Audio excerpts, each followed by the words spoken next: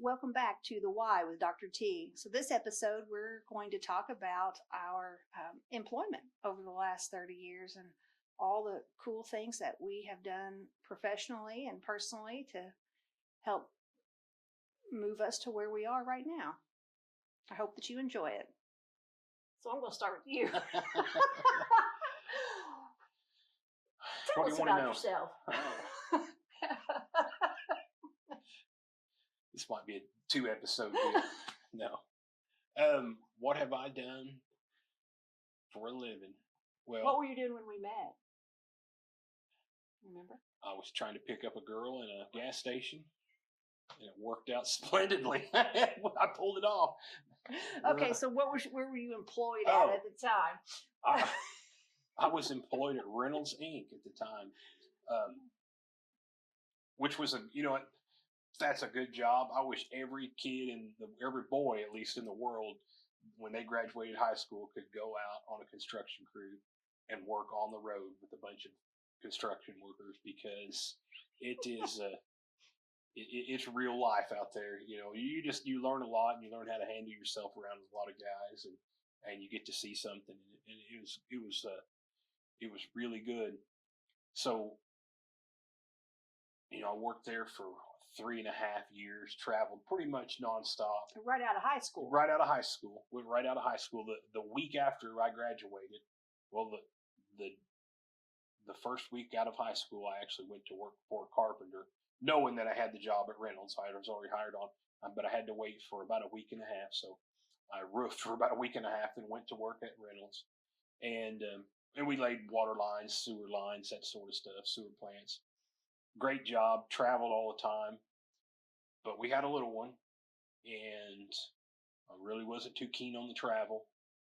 And just so happened, I had an aunt who worked at the Ford plant in Bedford, and they had invited the people that hear this that were involved with Ford back in those will know exactly what I'm talking about. But there was a lottery deal, and if you worked there, you could put a family member's name in. I remember that. Yeah, you could get, and it was a big deal because those were really good jobs. I've always been really lucky with jobs. The Reynolds job, everybody wanted to work at Reynolds out of high school. I was right there, got to work. It was a good union job, made good money for the time, which is crazy because the money we were making wouldn't be bad money today, all these years later. But so anyway, done the 3.5 years at Reynolds, and I had the aunt that got me into the lottery to work at the Ford plant in Bedford. So my name got drawn. I went and took the test, was in the first group that got hired. So I just automatically went to work at the Ford plant in Bedford. And I actually worked there for, was it 7 years? Close to 7 years, I guess. I think so. And I hated working in a factory. I grew up on a farm, worked construction, and I was, kind of trapped inside of a factory. And I didn't like it, but it was good, clean work and a bunch of good folks. And, it was just what we needed at the right time.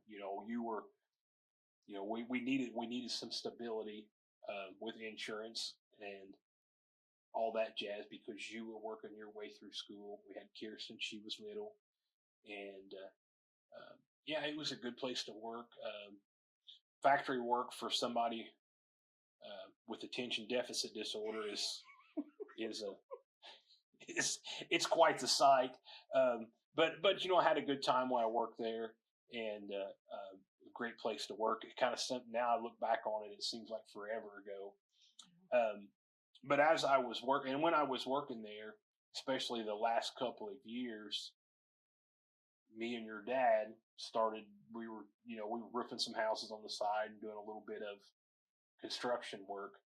And so they had some contract trouble, whatever, there at Ford. And when that went on, I kind of knew that I was going to make my break. I knew I would never be there long. I ended up longer there than I had anticipated. Mm-hmm. But so that last couple of years, I'd already started transitioning into construction work, general contracting. So the day come, I finally just decided to go pursue that full time. Which is why I was working full time, going to school, because I carried the insurance after that point. Yep. The health insurance. Yeah, that's a common theme. Everybody, we're always chasing insurance from job to job. Always had to have insurance. Yeah. Which is terrible, but it's the world we live in. But so anyway, started in the construction world and just doing general contracting work. You know, we roofed, remodeled, whatever it took to pay the bills. And I remember your first house you kind of built on your own. Do you remember whose it was? Well, we built ours, but well, yeah, but it was your mom's. Like that was that was the one I done all by myself. That was all all by really myself. by yourself was your mom's. Yeah, and but so we kind of that you know we were just doing like anything. You know, we'd build a house, which is common around here. You know, if you're a construction guy, you'll build a house, you'll build a deck, whatever it takes to pay the bills, and that kind of started transitioning to where I was just getting into mostly doing like bigger remodels and building homes, and done that up until 2019. We finished the last house that I done in 2019, right before COVID hit. But in the lead up to all that, you know, I was, anytime I could or could afford it or thought I could afford it, you know, I would buy a house and remodel it and rent it out, or sell it, whatever. And then I built some duplexes. You know, I was really working hard to get into the rental business. And then in 2000, gosh, it's been that long ago, 2013, a friend and I ended up buying the mobile home park. You know, we had this a pretty big deal, and had a lot of places there, and really grew that mobile home park, filled it up, and I bought my partner out. And then when it was just me, then I expanded it, made it even bigger, built a bunch of tiny homes in it, and that turned out to be a really good deal. And I didn't know it at the time. It's just I walk into a lot of good stuff in life. It just seems like I've always been super fortunate that mobile home park would end up to be a pretty lucrative deal, and then and I didn't know when I walked into it the demand that there were for mobile home parks. And I think it's starting to fade a little bit now with higher interest rates, but for about 8 years running, mobile home parks were considered one of the best businesses in the country to get into. Why, I don't know, but that's just what a lot of the experts said. So it made, you know, it obviously created a lot of value with the way we had everything set up, and the addition that we put on just created a lot of value. And that led me up until 2023 when I sold that place.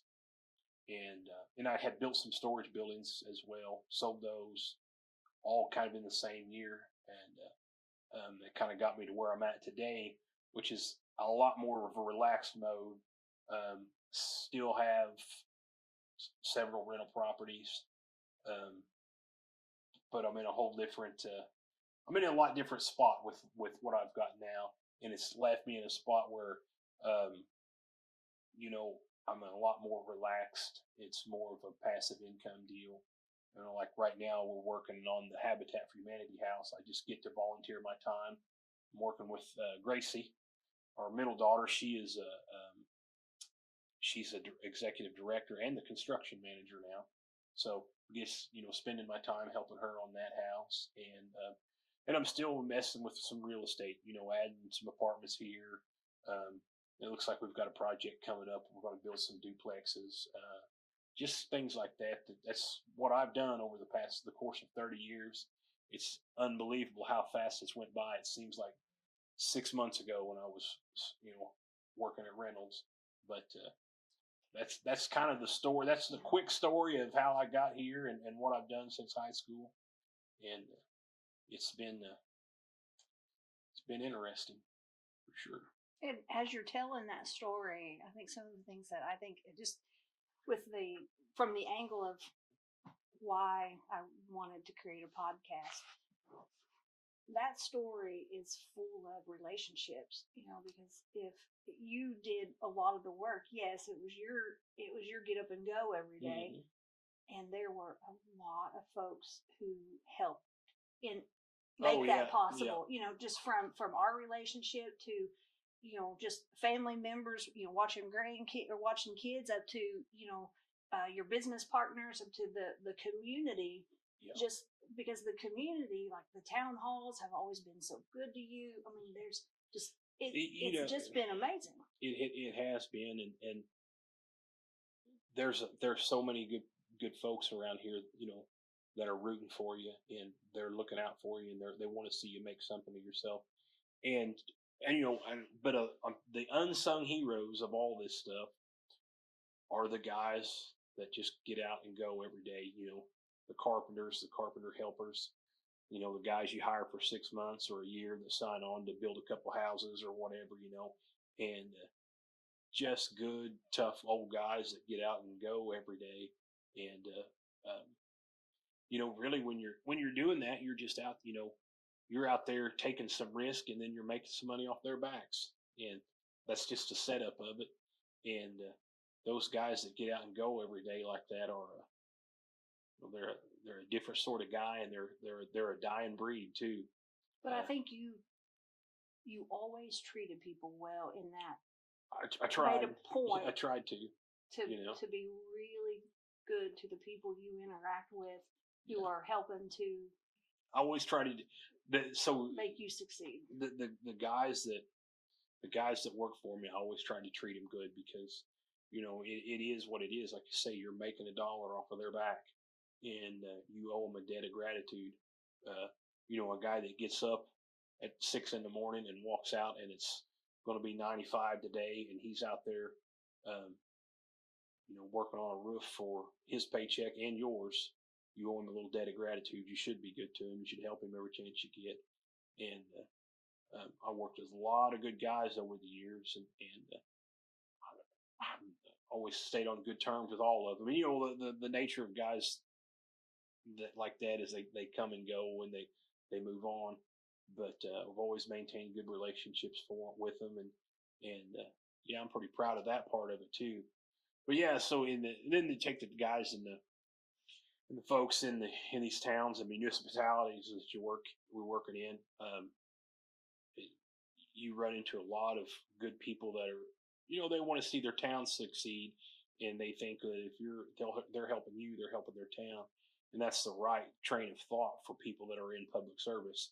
And I've done the rental property. The bulk of my work been, obviously right here in the county, and some of the folks that are running these towns are just, they're salt of the earth people like the rest of us. They're out there doing whatever they can to survive. They understand what it's like, and they want to see their communities thrive, and they're good people to work with. Everybody's got their own mindset when they're dealing with folks, and some folks want to create. It's like they want to create a commotion or an adversary out of everybody. But that's not the case with most of these people that you work with in these towns. Most of these people in these towns are really looking out for the best interest of their towns and you. And there's going to be stuff that you disagree on, but you have to understand that there's a disagreement based off of their perspective. They are making the best decisions that they think that they can make for their towns, and it may not be the decision that you like, but I find that's true with really everybody I've dealt with. I mean, we're here in Orange County, Indiana. We're a poor place, but I've made a really good life for myself here, and I can't think of anybody that I've dealt with that I don't have anything negative to say with. I mean, I feel like I've been really fortunate, but and that's a testament to all the folks that I've dealt with. But I feel like a little bit of that, it's not to toot my own horn, but I feel like a little bit of that goes back to me, because so many times when you're dealing with people, that can be that relationship that you create. It can be a good one or a bad one. It's about what you put into it, and you can make good relationships with folks that maybe you have a lot of disagreements with or whatever. But if you stay calm and you try to stay positive, you can create some good working relationships with people that maybe you don't agree with on a lot of things, but it can be done. And when you're dealing with small groups of people, it has to be that way. You have to find a way to make things work out.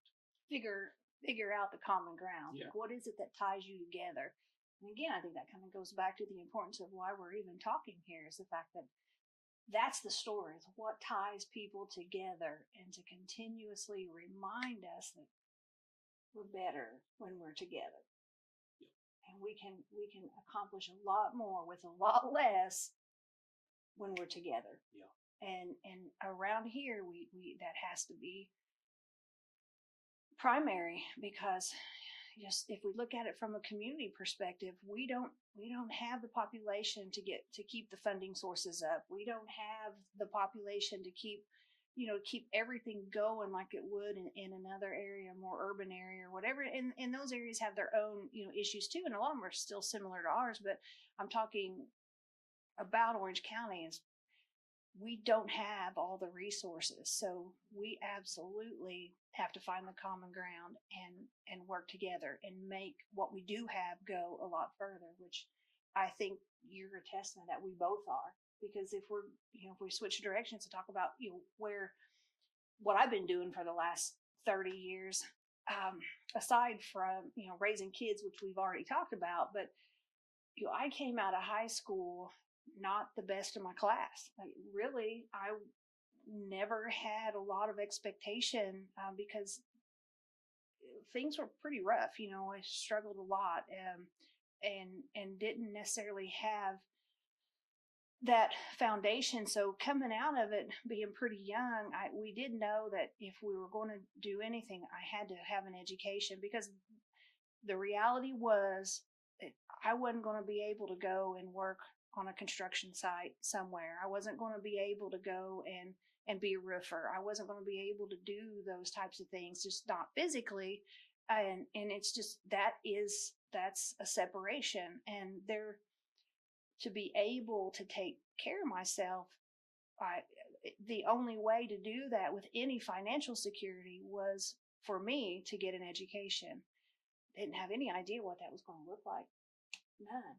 And I started school at IU Southeast, and I picked a bachelor's of psychology literally because the advisor said it was the least amount of math. The least amount of math. And I thought, well, surely I can do something with a bachelor's of psychology. And, move through that process and working, going to school, just the whole, it was not easy for us, and then whenever we completed that, I started working at Community Mental Health, and they had this program where if you went back to school to get your master's degree, then, they would provide some financial support and you could move through the program there. And that's what I did. I had no thought about being smart enough or able to get an advanced degree. The bachelor's degree was pretty sweet at the time. And then, we talked about it, and I made the commitment to do it. And we've kind of already talked about how miserable and terrible that was, going to USI for a couple years. And at that point, raising 2 kids. And like we said, I had the insurance burden, so I was working full time, but you do it and you figure it out. And it happened, though, that social work really was probably where I belonged. I think it fit. I don't know what you think about that, but I think that was a good fit for me. And I feel like that track helped me to be really a better person too, to care about something even more outside of our family unit, but to care about the community and to care about what shaped my neighbors in and different things. And then, what I do remember going into 2020 with my doctorate, that was really kind of you saying, you got to do this. Yeah. It probably really wasn't me. And I had applied to a few schools. This was in 2000, I guess maybe 19. And I got into one school down south, and then I got into Spalding University, and this was their first doctorate of social work cohort. and we just so happened we started, right in 2020 with COVID. But I had batted around that idea, but you really said, you got to do this, because what are you going to do? Time's passing and it's going to pass. And I always remember that I know exactly where we were in the house when, when you said your time is going to continue to pass and you're going to sell yourself short if you don't. I mean, I'm paraphrasing, of course, but you might be able to remember the exact words, but I know it was you who said, we got to think about this. Yeah. Well, we talked about it being a 2 or 3 year deal, and so, the years are going to pass anyway. So you can have 2 or 3 years pass and be a doctor, or have 2 or 3 years pass and be right where you're at. And the deal is, this is especially true for women. It just is that, there's a state there where you can just kind of stall out without furthering your education and furthering your reach, and I think that you probably knew that you were there. You were only going to be able to do so much with what you had. And it turns out that going ahead and getting that, and it just opened up a lot more avenues for you. Well, it turns out you're right. That was on the tip of your tongue. It's a common theme. I hear you. But yeah, and I think too, I think I probably wouldn't have went back had it not been you, saying, yes, you can make this work. And just to clarify, because somebody will look back on what that program is, but it was supposed to be, and here's another thing that I did, but it was supposed to be a 4-year doctorate. And the first semester in, they gave us the option to accelerate to a 3-year. So the third and the fourth year was doubled up. And my cohort, there's 14 of us. 13 of us decided to go with the doubling up. And that was terrible. Oh, that was a lot of work. Really terrible.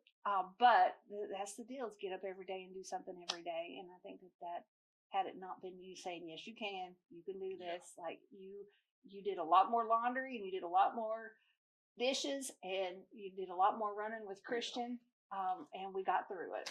I knew with all my problems I'm going to need a high-level therapist in the house, so I wanted you to further your education. But so you have managed to basically turn into Gandhi here, and that's because of me. Yeah, I appreciate it. It saved me a lot of money. But yeah, so that's the quick breakdown of what we do for a living and how we got there.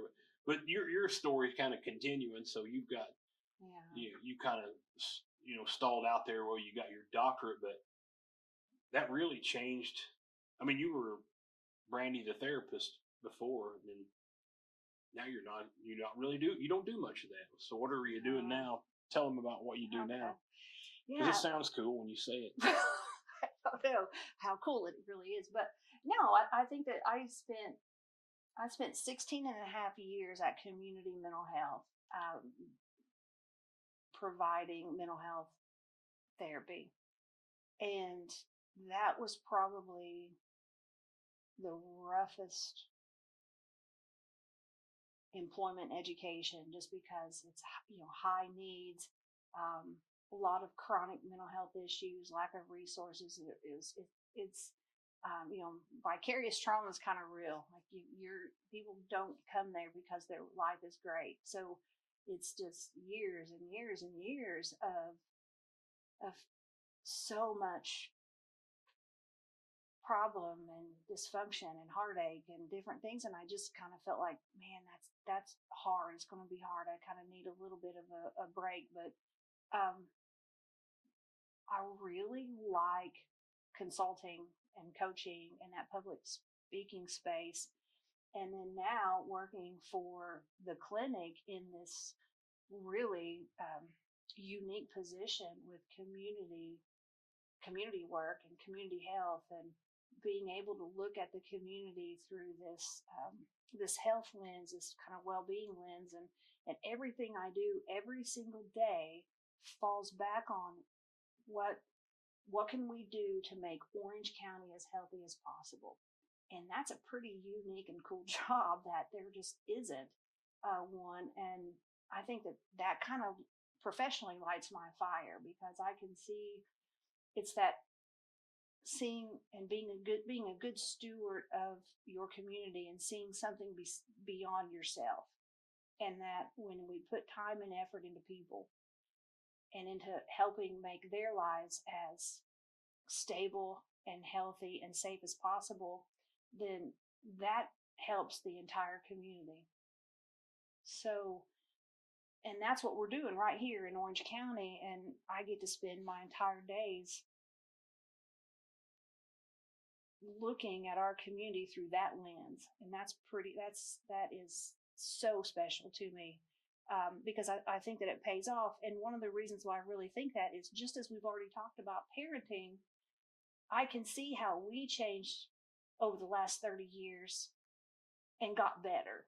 I mean, the proof is right there. So it's no different with community.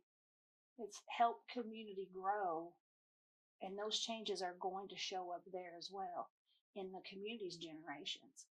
We already know that. We are examples of it. So why not take that information and take that knowledge and put it out into the community?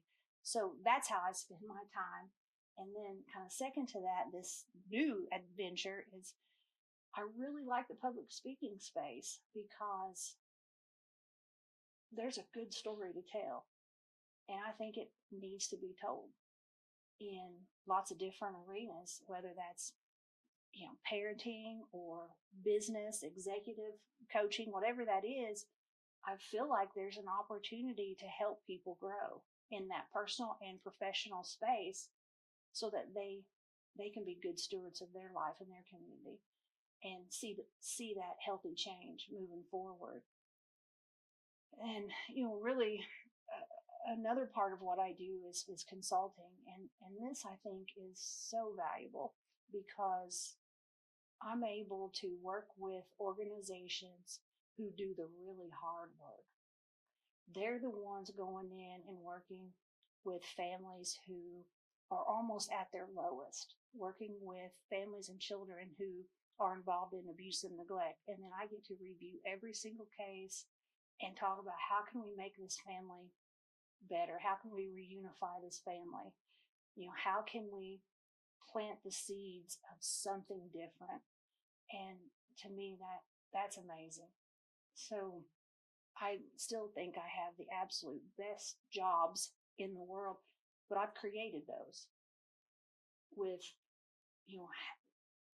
how I maneuver as a professional and personally and just as a community member. And here we are. Did I sum that up right? I think you've done a good job. Did I miss anything? Because, you live with me. No, well, you had me sold. I think you done a great job. But and then I think you probably only touched on part of what you do. I mean, it's a job like yours. It's hard to sit down and tell everything that you do for everybody. I think I see more of it than anybody, because I drag you right along. Yeah, and it's just I'm proud of you, because it's just amazing to me to see all the stuff that you've got to get out and do, and who you became. And like I said, from the little girl that was trying to pick up at the gas station, it's crazy that 30 years later we'd be here. So let's talk about that, because that's funny. So I was working 2 days out of high school graduation. I got a job at the desk plant working as a hand sander.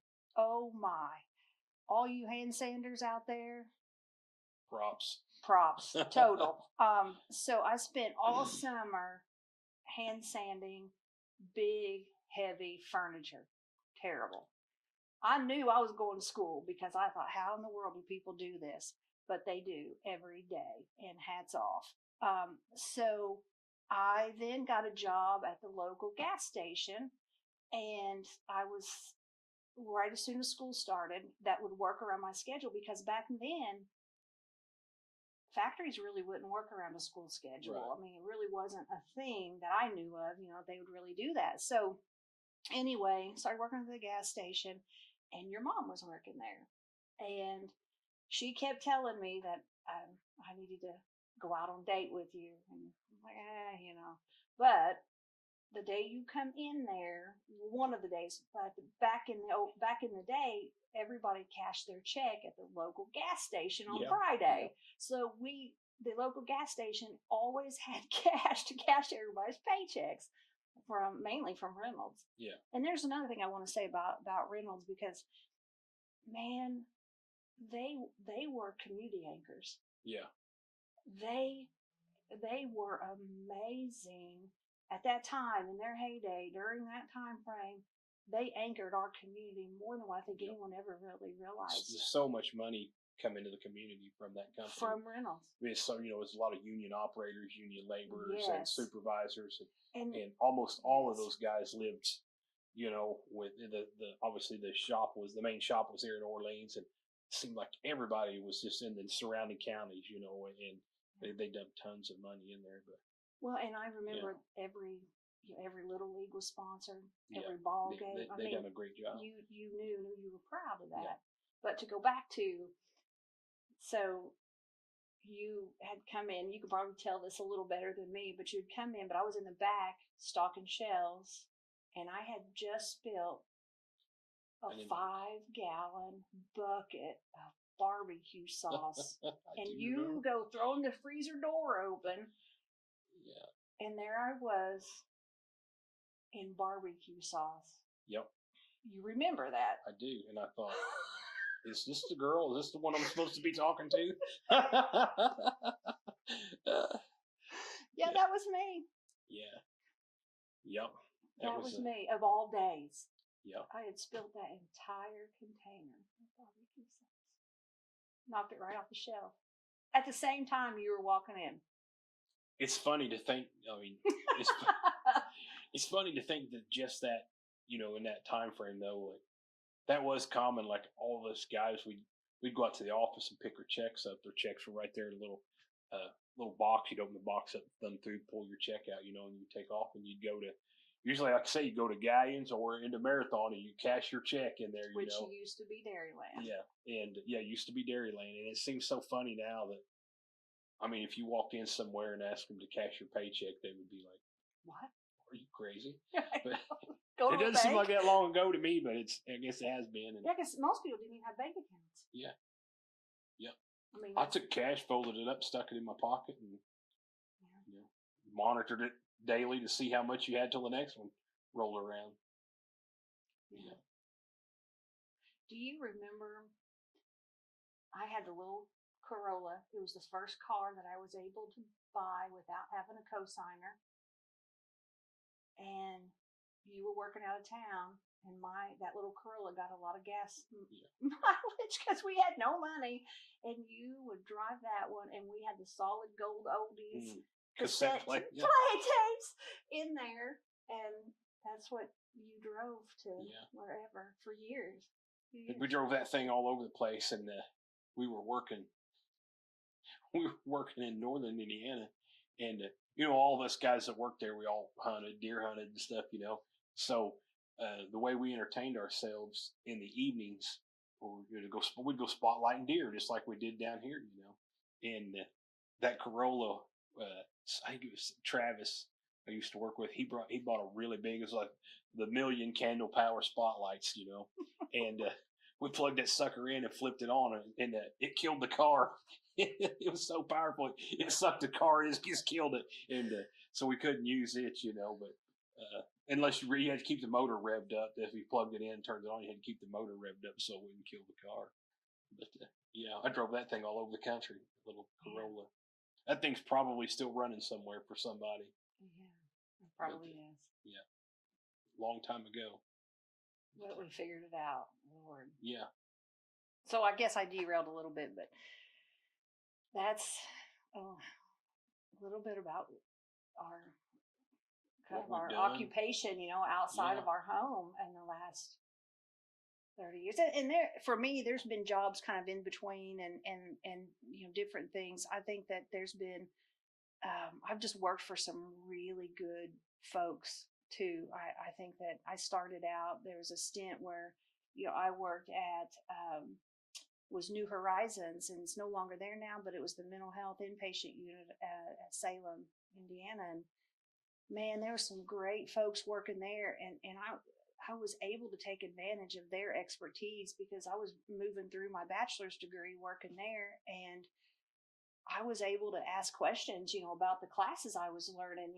There were psychiatric nurses, there was social workers, there was a psychiatrist there, and I could learn about it at school at IU Southeast and then go to work and bring my book and ask. And how valuable is that? To say, okay, what does this really mean? Or being able to see, oh, this is what this really looks like. This is what this disorder really looks like, or this is, and man, oh man, was that valuable. That's just one of the many. Right.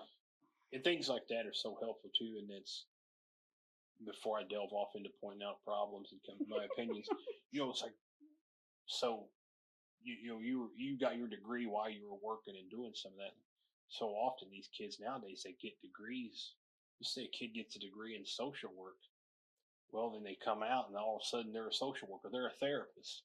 And they've had no real life, with no real life skills, because our society is pretty good about insulating people nowadays from real world stuff, it seems like. And you get people out there doing things and they don't actually, maybe they have a degree in it, but they don't have the real world experience. And just through the way that you were raised and through your experience of going through school and you already had some street cred when you come out of there, because you'd kind of been through the ringer already, of life.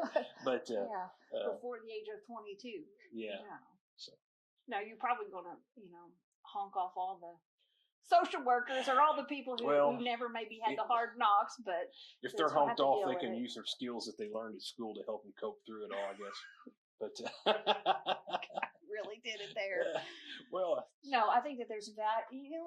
There is value in being able to have that lived experience. It's really important. And another makes me bounce to that is there have been several folks when I was working in community mental health, which was local. There have been many folks who that's the only reason we got along is because they didn't know some of my street cred, or they knew you. Yeah. And they're like, oh, you can handle me because you live with him. Yeah. And I'm like, what? What is that supposed to mean? But it's true. I mean, that street cred is important when you're, that lived experience is important. Yeah. And as you get older, you realize that, probably till you're the age of 25, you probably don't have any business telling anybody what to do, because you just don't. I mean, you realize how much you don't know. There comes a point in your life, if you're, very introspective at all, you just look around and you're like, golly, I'm a dip. I mean, I don't know anything. There's so much going on around. We still do that. Yeah. I mean, we're still like, gee whiz. Sometimes I feel like the older I get, the more I think, man, I don't know anything. Yeah. Because so much of the stuff you think you know is that's not right. How did I get to this point and be wrong this long? But I think so. Yeah, you probably shouldn't be allowed to do too much that's involving other people's lives till you're 25 or so. Yeah. Well. Okay. Well, I don't know. I think that's probably a good kind of stopping point for this one. But it gives a little insight into, another little bit of insight into how we got to where we are, because it's important to know. Yeah. If we're going to sit here and talk about things, and I'm going to bring people on and tell everybody why they're important, then I think that people should know that. Well, yeah, if people are going to listen to you, which we hope that they will, at least a few, and if they're going to listen to you and put any stock, any value in the information that you're going to give them, then they need to know foundationally where you come from and your thought patterns. And because we've done these 2 episodes here, and just to kind of, provide that foundation for everybody, know who you are, where you come from, and they start to learn your thoughts on things. And hopefully that's what makes them want to listen again, because hopefully they can find some common ground in your thoughts and opinions. And I think it's the same. It is again, it's storytelling with a purpose. Yeah.